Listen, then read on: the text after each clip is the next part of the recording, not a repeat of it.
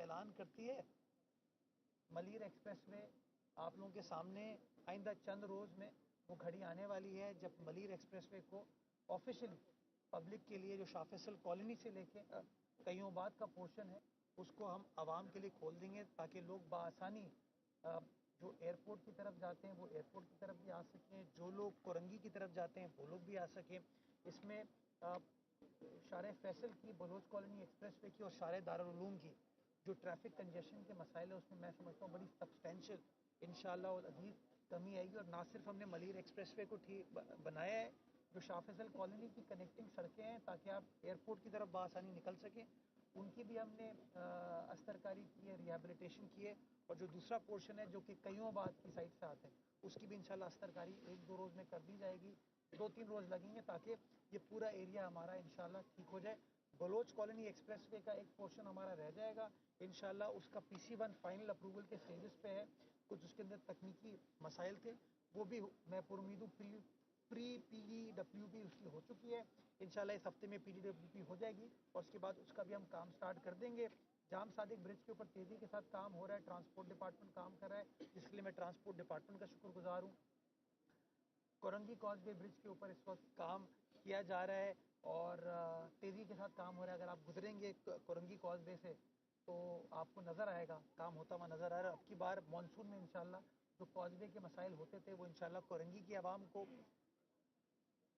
ابراہیم حیدری کی عوام کو، صنعت کار جو انڈس ہاسپٹل جاتے ہیں، یونیورسٹیز میں پڑھنے کے لیے آتے ہیں، ان بچے بچیوں کو، محنت کشوں کو، عورتوں کو، بزرگوں کو انشاءاللہ اس سال مانسون میں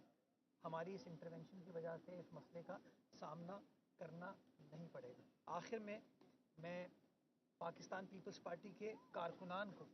خراج تحسین پیش کرنا چاہتا ہوں کہ کل میں کئی برسوں سے 4 اپریل کو بھی اٹینڈ کرتا ہوں، 27 دسمبر کو بھی اٹینڈ کرتا ہوں، میرے خیال میں نے اتنا بڑا اجتماع نہیں دیکھا۔ یہ میرے خیال میں پاکستان کی سیاسی تاریخ کا سب سے بڑا اجتماع تھا، جہاں پر کوئی کرسی نہیں تھی، کوئی صوفہ نہیں تھا، صرف محبت تھی اس عظیم ہستی سے، اس عظیم لیڈر سے اور اس کی قربانیوں سے، جس کی وجہ سے سارے پاکستان کے طول و عرض سے بچے، بوڑھے، بزرگ، مائیں، بہنیں، سیاسی کارکنان وہاں پر موجود تھے، اور جس طریقے سے سخت سردی کے باوجود کھلے آسمان تلے انہوں نے بلاول صاحب کو، صدر مملکت آصف علی زرداری صاحب کو سنا، وہ اس بات کا ثبوت ہے کہ آج بھی